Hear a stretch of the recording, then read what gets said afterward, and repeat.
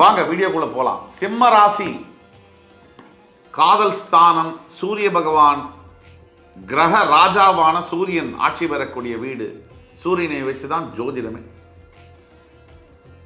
8ஆம் வீட்டிற்கு போகக்கூடிய சனி பகவான் ஃபர்ஸ்ட் பணம் சம்பந்தப்பட்ட பிரச்சனைகள்ல உருவாக்கியே தீருவார். சிம்மராசிக்காரர்கள் இப்ப செய்ய வேண்டியது ஃபர்ஸ்ட் என்ன பண்ணணும்னா, சிம்மராசிக்கு சாதாரணமாகவே ஓட்டக்கை உலகநாதன்னா அது சிம்மராசி. சிம்மராசிக்கு தேவையில்லாத செலவை பண்ணுறதுல, பந்தாக்காக ஒரு இதுக்காக செலவு பண்ணுறதுல சிம்மராசி அடிச்சிக்கவே முடியாது. இந்த வீண் செலவு, பெருமைக்காக செலவு பண்ணுறத, சார் நீங்கள் ராஜா தான், ராஜாவையும் ஜெயிலில் பிடிச்சி போடுவாங்கள்ல, அவரும் ஒரு வருஷம் ஜெயிலில் இருப்பார்ல, அப்படி நினச்சிக்கணும். இந்த நேரத்துக்கு பிசாம தான் நீங்கள் இருக்கணும். நம்பர் 1, ஃபஸ்ட்டு சிம்மராசிக்காரர்கிட்ட இருக்கக்கூடிய பிரச்சனை ஓட்டவாய். கை ஓட்ட, வாயும் ஓட்ட, கண்ணா பின்னான்னு வாய் ஓடுறது. நான் அதை பிடிச்சிருவேன், இதை பண்ணிடுவேன், நான் என்னால் தெரியுமா யாருன்னு, நான் யாருன்னு தெரியுமா, நான் இதை செஞ்சிருவேன். இப்போ இதை நீங்கள் கம்மி பண்ணலன்னு சொன்னால் தேவையில்லாத பல சங்கடங்களை நீங்கள் இழுத்து விட்டுருக்கீங்க. அது 2. 3வது, உங்கள் வீட்டில் நீங்கள் நடந்துக்கிறத பொறுத்து உங்கள் வாழ்க்கை மேற்கொண்டு மனைவியோடு இருக்குமா இல்லை வெறுமனை நீங்கள் இருப்பீங்களான்றதை முடிவு பண்ணும். 3வது, இதெல்லாம் தவிர உங்களோட செல்ஃப் ரெஸ்பெக்ட் என்று சொல்லக்கூடிய சுயமரியாதை மீது மிகப்பெரிய தாக்குதல்கள் நடைபெறும். சிம்மராசிக்கு உயிர் போனாலும் பரவாயில்ல, சுயமரியாதை போகக்கூடாதுன்னு நினைப்பீங்க. அது மேலே மிகப்பெரிய தாக்குதல்கள் நடைபெறக்கூடிய வாய்ப்புகள் இருக்குது. இப்போ இந்த மாதிரி நேரத்தில் நீங்கள் சிம்மராசிக்காரர்கள் இந்த சுயமரியாதை அப்படிங்கிறத கொஞ்சம் ஒதுக்கி வைக்கணும். சில நேரங்களில் பணிய வேண்டிய இடத்துல பணியணும், எகிற வேண்டிய இடத்துல எகிரணும், தாவ வேண்டிய இடத்துல தாவணும், கவ்வ வேண்டிய இடத்துல கவ்வணும், குதிக்க வேண்டிய இடத்துல குதிக்கணும், மறைய வேண்டிய இடத்துல மறையணும். சுயமரியாதை, நம்முடைய சுயமரியாதையை மற்றவர்கள் தீர்மானிக்க முடியாது, கூடவும் கூடாது, அதுக்கு நம்ம அனுமதிக்கவும் கூடாது. நீங்கள் கொஞ்சம் ஆழமாக யோசிச்சு பார்த்தீங்கன்னா, நம்முடைய சுயமரியாதையை யார் தீர்மானிப்பது? நாமளா, மற்றவர்களா, நம்ம எதிர்க்கிறவங்கள? உங்கள் சுயமரியாதையை உங்கள் எதிர்க்கிறவங்கள்ட்ட நீங்கள் கொடுத்தீங்கன்னா அப்படின்னா என்ன அர்த்தம்?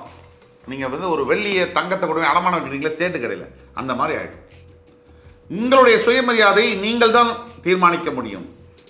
உங்களுக்கு எதிராக இருக்கக்கூடிய நபர்கிட்ட சுயமரியாதையை கொடுத்துட்டு ஐயோ என்னை இப்படி அசிங்கமாக பேசுகிறாரு, என்னை அவமானப்படுத்துகிறாருன்னு சொன்னால் அர்த்தமே இல்லை. சுயமரியாதை, என்னுடைய சுயமரியாதையை பற்றி எனக்கு தெரியும், யாரை பற்றியும் கவலைப்பட தேவையில்லை. இது 1. 4வது, வேகமாக நான் வண்டியை ஓட்டுறேன், அதை பண்ணுறேன், இதை பண்ணுறேன் பண்ணிங்கன்னா ஒழுங்காக வரவன் கூட கிராஸ் பண்ணி டிவைடரை எடுத்துகிட்டு வந்து உங்கள் மேலே மோதிடுவான். உங்கள் மேலே தொடுக்கக்கூடிய ஒவ்வொரு தாக்குதல்களையும் நீங்கள் ரொம்ப பர்சனலாக மனசுக்கு எடுத்துக்கிட்டிங்கன்னா, எமோஷ்னலாக எப்பவும் எடுத்துக்கிற மாதிரி சர்வை பண்ண முடியாது, மிகப்பெரிய இழப்புகளை சந்திக்க நேரிடும். இதெல்லாம் பார்க்கணும். இவ்வளோ பாயிண்ட்ஸ் சொல்லிட்டு வரோம் கிட்டத்தட்ட. அதே மாதிரி சிம்மராசி அன்பர்கள், நீங்கள் எதிர்பார்க்கிற வாழ்க்கையில் மிகவும் எதிர்பார்க்கின்ற உண்மையான அன்பு சாதாரணமாகவே உங்களுக்கு கிடைக்கல. இந்த மாதிரி காலகட்டங்களில் 0 எக்ஸ்பெக்டேஷன் இருக்கணும். உங்களுக்கு எதிர்பார்ப்பு இருக்கக்கூடாது. காதல் மூலியமாகவோ, தாய் தந்தை மூலியமாகவோ, சகோதர சகோதரிகள் மூலியமாகவோ, முக்கியமாக நண்பர்கள் மூலியமாகவோ உங்களுடைய அன்பையும் உண்மையும் எதிர்பார்க்க முடியாது. 4வது, யாரையாவது லவ் பண்ணுறீங்க அப்படின்னு சொன்னால் இந்த மாதிரி அஷ்டம சனி காலகட்டத்தில் உங்களை விட்டு வேறொரு நபரை அவர்கள் என்ன சொல்கிறது செலக்ட் பண்ண நேரிடும். அதெல்லாம் நீங்கள் நினச்சி ரொம்ப பெரிய அளவுக்கு வருத்தம் அடையக்கூடாது. இதெல்லாம் அஷ்டம சனியில் நடக்கும். சார் ஒன்று புரிஞ்சுக்கணும், மிகப்பெரிய சவால்களை யார் ஜெயிக்கிறானோ அவன்தான் ராஜாவா உட்கார்ற தகுதியானவன். உட்காருவான், மகுடம் சூடுவான். எதையுமே செய்யாமல் அந்த மகுடத்தில் உட்கார்றவன், அந்த மகுடமே அவனுக்கு பாரமாக தான் இருக்கும். அதனால் நீங்கள் உண்மையான தகுதியோடு மகுடத்தில் உட்கார போகிறீங்களா, ராஜ மகுடத்தை ஏற்க போகிறீங்களா, இல்லை என்னமோ தானோன்னு எடுத்துகிட்டு திரும்பி லூஸ் பண்ணிட்டு வர போகிறீங்களா, நீங்கள் தான் தீர்மானம் பண்ணணும். இதெல்லாம் ஒரு பக்கம். பொதுவாகவே எல்லா விஷயத்திலையும் முன்னெச்சரிக்கை தேவை. ரொம்ப ஜாகிரதையாக இருக்கணும். உடல் ஆரோக்கியத்தில் ரொம்ப ரொம்ப கவனமாக இருக்கணும். சிம்மராசியை பொறுத்த வரைக்கும் 185-90 பேர் கண்டதை சாப்பிட்றதுங்கிறது உங்களோட ஹேபிட்டு. தெரு கடையில் இருக்கிறத சாப்பிட்றது, கண்ட ஹோட்டலில் கண்டதை சாப்பிட்றது, கண்ட நேரத்துக்கு சாப்பிட்றது, இந்த விளையாட்டெல்லாம் அடுத்த 2 வருஷம் விளையாடினீங்கன்னா இது வரைக்கும் நீங்கள் சம்பாதிச்ச காசும் போயிடும், வலியும் இருக்கும், ஆஸ்பத்திரியில் வலியும் வரும். இதெல்லாம் இப்படி சொல்கிறாரேன்னு நினைக்காதீங்க. நான் உண்மையே பேசுகிறேன், உறக்க பேசுகிறேன். அதே மாதிரி 4வது சனி பகவானுடைய இன்னொரு காரகத்துவம். சிம்மராசி அன்பர்களை பொறுத்த வரைக்கும் பேராசை பட வச்சு நஷ்டத்தை கொடுப்பார் சனி பகவான். இந்த பேராசை ரொம்ப ரொம்ப ரொம்ப நுணுக்கமான விஷயம். நீங்கள் ஜாகிரதையாக இருக்கணும். ஆசையே தப்பு. இப்போ பேராசை ரொம்ப ரொம்ப தப்பு. நஷ்டம் வேண்டாம். எது இருக்கோ எது வருதோ அதை வச்சு இந்த 2 வருஷம் வாழ்க்கையை வாழ நீங்கள் பழகிக்கணும். முக்கியமான ஒரு பாயிண்ட், 10வது பாயிண்ட், இன்வெஸ்ட்மெண்ட்ஸு. ஷேர் மார்க்கெட்டில் போய் இப்போ நீங்கள் பதிவு பண்ணிங்கன்னா இருக்கிறதும் போச்சு, பறக்கிறதும் போச்சுன்னு ஆயிரும். ரொம்ப ஜாகிரதையாக இருக்கணும். ஷேர் மார்க்கெட் இன்வெஸ்ட்மெண்ட்ஸை வேண்டாம், வெளியில் இன்வெஸ்ட்மெண்ட்ஸு வேண்டாம். முடிஞ்சால் கோல்டில் இன்வெஸ்ட் பண்ணிட்டு லாங் டேர்ம் இன்வெஸ்ட்மெண்ட்டாக கம்முன்னு இருங்க.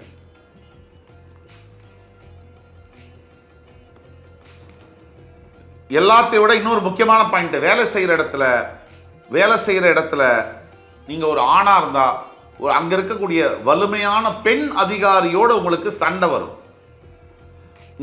நீங்கள் ஒரு ஆணும் ஒர்க்கிங் என்வரான்மெண்ட்டில் மோதிக்கிறதும் ஒரு ஆண் பெண்ணுடைய மோதுறதும் 1000 வித்தியாசங்கள் இருக்கு. ஒரு பெண் சும்மா குரல் கொடுத்தா போகிறோம், ஹெச்ஆர் பாலிசி உங்களுக்கு அகெயின்ஸ்டாக திரும்பும். 15 வருஷம் 20 வருஷம் பெரிய பதவியில் இருந்தால் கூட உங்கள் வேலை 15 நிமிஷத்தில் கூட போகிறதுக்கு வாய்ப்பு இருக்குது.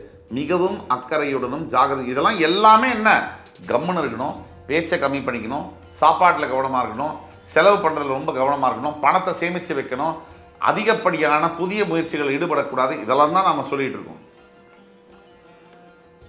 ஒரு 60 ஆண்டு காலம் 65 ஆண்டு கால வாழ்க்கையில் 2 வருஷம் சும்மா இருந்தால் ஒன்றும் ஆகிடாது. எல்லாம் நல்லபடியாக நடக்கும். சக்ஸஸ் ஆகிறதுக்கு பெரிய அளவில் டைம் தேவையில்லை. தோல்வி அடையிறதுக்கு ஒரே நேரத்தில் ஆகிடும். அதுதான் நீங்கள் ஜாக்கிரதையாக இருக்கணும்.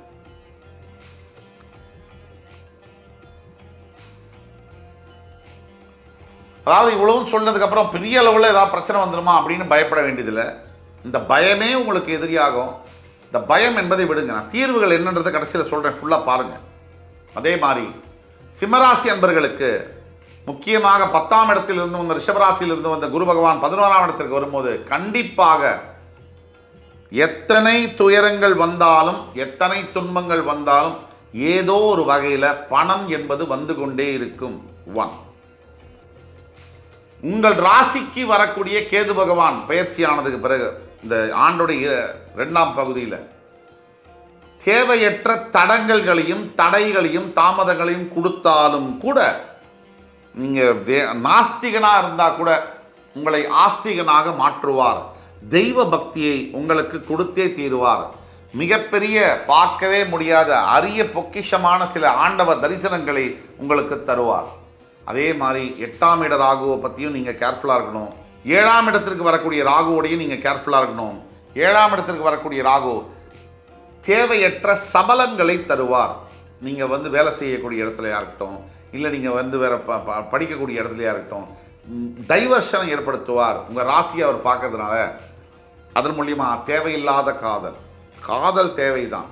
அதில் தேவையில்லாத காதல்னா ஒத்து வராத, நாளைக்கு வாழ்க்கைக்கு பயன்படாத எதுவுமே தேவையில்லாதது. உங்கள் வாழ்க்கைக்கு எது நல்லது செய்தோ அது தேவை உள்ளது. அதை நீங்கள் பார்க்கணும். உங்களுக்கு நீங்கள் நல்லது செஞ்சுக்குங்க, மற்றவங்களுக்கெல்லாம் அப்புறம் செய்யலாம். நீங்கள் முதல்ல உங்களை கவனிங்க சார், அடுத்த 2 வருஷம். அதனால் தேவையில்லாத சபலம், தேவையில்லாத இது நட்பு, தேவையில்லாத நட்பு காதலாக மாறி பிரச்சனைகளை கொண்டு வரும் என்பதனால் அதெல்லாம் தவிர்க்க வேண்டும். ஆக ஒட்டு மொத்தத்தில் ஆரோக்கியத்தில், பணத்தில், வேலையில், செய்யக்கூடிய புதிய முயற்சிகளில், பேச்சில், நிதானத்தில் கவனங்கள் தேவை. நல்லதுன்னு ஏதாவது இருக்கா? இதுக்கு நடுவில் தான் சில வீடு வாங்கிறது, வாகனங்கள் வாங்கிறது, சில வெளிநாட்டு முதலாக ஃபாரின் ட்ரிப்பு போகிறது, சில பெரிய மனிதர்களுடைய சந்திப்பு நடக்கிறது. இதெல்லாம் இதுக்கு நடுவுலையே நடக்கும். நல்லதும் நடக்கும். ஆக தீர்வு அப்படின்னு நம்ம பார்க்கும்போது முதல் தீர்வானது கண்டிப்பாக முடிஞ்ச வரைக்கும் சிம்மராசியில் பிறந்த அத்துணை நபர்களும் காரைக்கால் பக்கத்தில் இருக்கக்கூடிய திருநள்ளாறில் இருக்கக்கூடிய தர்பாரண்யேஸ்வரர் ஸ்தலத்துக்கு சென்று நலத்தீர்த்தத்தில் குளித்து சுவாமிக்கு நல்லெண்ணெய் தீபம் ஏற்றி தர்பாரண்யேஸ்வருக்கு அபிஷேகம் செய்து சனீஸ்வர பகவானுக்கு அபிஷேகம் செய்து வெளியில் வரும்போது உடல் வஸ்திரம், அதாவது வஸ்திரங்கள், ஆடை வஸ்திரம் ப்ளஸ் அன்னதானங்கள் செய்து ஏழை எளியோருக்கு எவ்வளவு தூரம் நீங்கள் தர்மங்கள் செய்கிறீங்களோ மிகப்பெரிய அளவில் மாற்றங்கள், நல்ல மாற்றங்களை சனீஸ்வரன் கொடுப்பார். 2, தவறாமல் ஒவ்வொரு ஞாயிற்றுக்கிழமையும் உங்கள் வீட்டுக்கு பக்கத்தில் இருக்கக்கூடிய சிவ ஆலயங்களுக்கு சென்று நல்லெண்ணெய் தீபமேற்றி சனீஸ்வர பகவானுக்கு அர்ச்சனை செய்யும் போது மிகப்பெரிய நல்ல மாற்றங்கள் உருவாகும். 3வது, அனாதை பெண் குழந்தைகளுக்கு நீங்கள் செய்யக்கூடிய உதவி உங்கள் வாழ்க்கையே மாற்றி அமைக்கும்னா அதில் சந்தேகம் இல்லை. ஆக இந்த வீடியோ பார்த்து கொண்டிருக்கக்கூடிய என் உயிரினும் மேலான அன்பு சிம்மராசி பெருமக்களே, நிறைய கெடுதல்கள் சொல்லியிருந்தாலும் இதெல்லாம் நீங்கள் ஜாக்கிரதையாக இருக்கணுங்கிறதுக்காக தான் சொன்னதே தவிர உங்களை காயப்படுத்தணும், உங்களை வேணுமிட்டே இது பண்ணணும்னு சொன்னதில்லை. உங்கள் மேலே உள்ள அக்கறையில் சொன்னதே தவிர நான் சொன்ன நல்ல விஷயத்தையும் எடுத்து உங்கள் வாழ்க்கையில் நல்ல பலன்களை பெற்றாக வேண்டும் என்று வேண்டி கேட்டுக்கொண்டு மறுபடியும் உங்கள் எல்லோரையும் சந்திக்கும் வரை உங்களிடமிருந்து விடைபெறுவது உங்கள் சுபாஷ் பாலகிருஷ்ணன். நன்றி, வணக்கம், வாழ்க வளமுடன்.